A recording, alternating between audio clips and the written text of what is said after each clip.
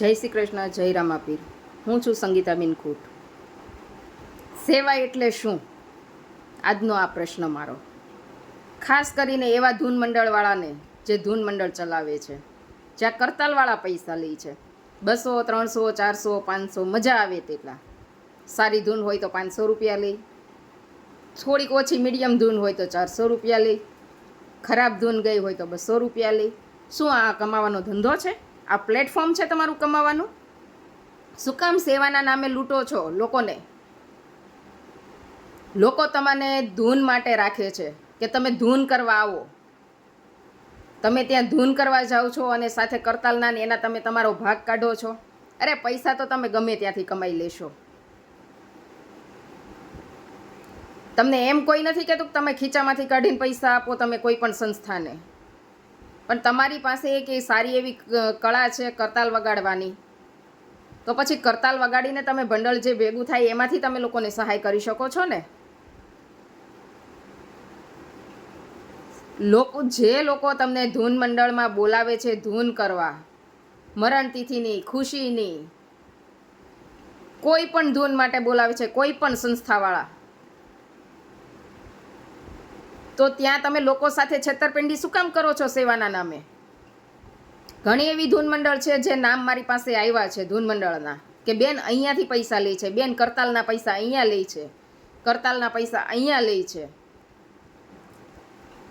શું આવી કરો છો તમે સેવા?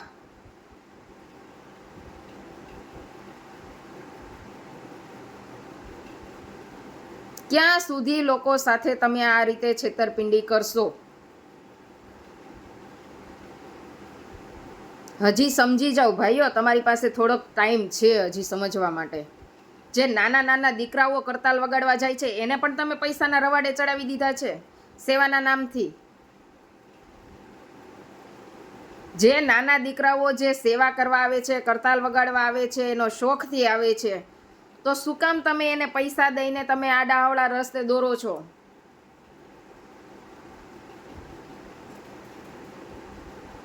સેવા એવી જગ્યાએ કરો જ્યાં હકીકતમાં તમારી જરૂર હોય. જે સંસ્થાને તમારી જરૂર છે ત્યાં તમે જઈને કરતાલના પૈસા માગો છો. શું એ વસ્તુ યોગ્ય છે?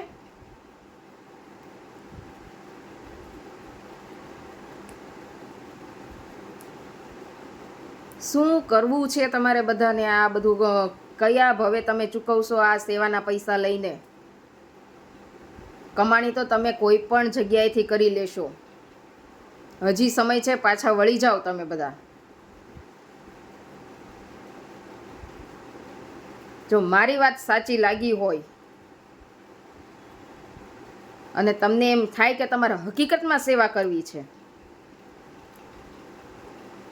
તો તમે કરતાલ વગાડવા જાઓ. બાકી કરતાલના નામે પૈસા લઈને લોકોની સામે છેતરપિંડી કરવાનું બંધ કરી દો.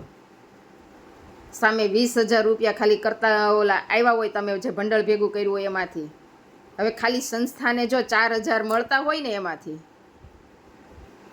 અને બાકીનો ખર્ચો જો તમારા જ બધાનો લાગતો હોય ને, તો એવી જગ્યાએ તમે સેવા કરવાનું બંધ કરી દો.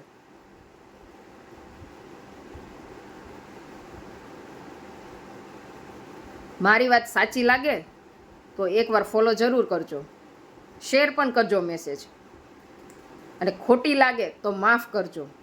પણ આ સેવા કરવાનું બંધ કરી દો. આવી સેવાની કોઈને જરૂર જ નથી. જય રામાપીર.